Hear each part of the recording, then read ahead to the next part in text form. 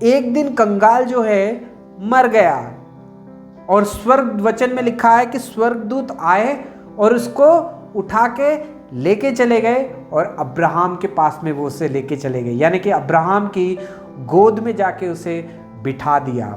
और इसी रीति से नीचे वचन में लिखा है, अगर हम ध्यान से पढ़ेंगे तो वो धनवान की भी उसी दिन मौत हुई, और उसे वचन में लिखा है कि वो गाड़ा गया, और फिर कहाँ पे देखते हैं हम उसे? नरक में देखते हैं, अंधलोक में देखते हैं, और अंधलोक में वो चिल्ला रहा है और पानी के लिए प्यासा मर रहा है। और वहाँ से जब वो अपनी उठा के देखता है आँख, और दूर से देखता है जो कंगाल उसके घर के बाहर जो उससे भीख मांगा करता था, जो उसे खाने के लिए तरसते रहता था, वो जो है स्वर्ग में पहुँच गया है, और वो जो है अब्राहम की गोद में बैठा है और आराम कर रहा है। हे भाइयों और बहनों, आज परमेश्वर इस वचन के द्वारा हमसे बात कर रहा है। यहाँ पे हम देखते हैं धनवान का जीवन कैसा है। धनवान जो बहुत ही बड़ा धनवान है, और ये धनवान जो है शायद परमेश्वर के वचन को भी जानता होगा, लेकिन इसने कभी भी उसके ऊपर ध्यान नहीं किया।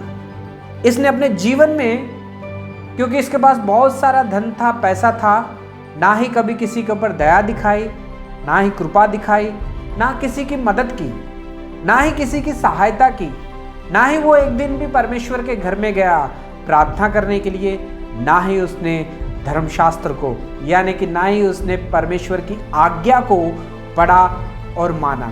हे भाई और बहनों, अपने जीवन के दिनों में अपनी मर्जी के अनुसार, आपकी इच्छा के अनुसार, अपनी इच्छा के अनुसार वो अपना जीवन बिताता रहा, और किसी से नहीं डरता था, और परमेश्वर से भी नहीं वो डरता था, और अपना जीवन जो है इसी रीति से बिता रहा था। हे भाई और बहनों, एक दिन वो मर जाता है, और उसके घर के परिवार के लोगों ने उसका बहुत ही अच्छा मरण दिन उसका मनाया गया, यानी कि उसे गाड़ा गया, यानी कि पूरी रीति के साथ जो है उसे गाड़ा गया। हम देखते हैं कि हमारे घर में भी जब कोई इंसान मरता है तो उसे बहुत ही अच्छी तरह से विदा करते हैं, यानी कि उसके लिए अच्छे बॉक्स बनाते हैं, कैफिन बॉक्स बनाया जाता है, फिर उसके लिए नहलाया जाता है, कपड़े पहनाया जाता है, और फिर उसे गाड़ा जाता है, और फिर 10वें दिन या तीसरे दिन जो है भोजन किया जाता है। ये सारी चीज़ें जो है यादगार में हम करते हैं,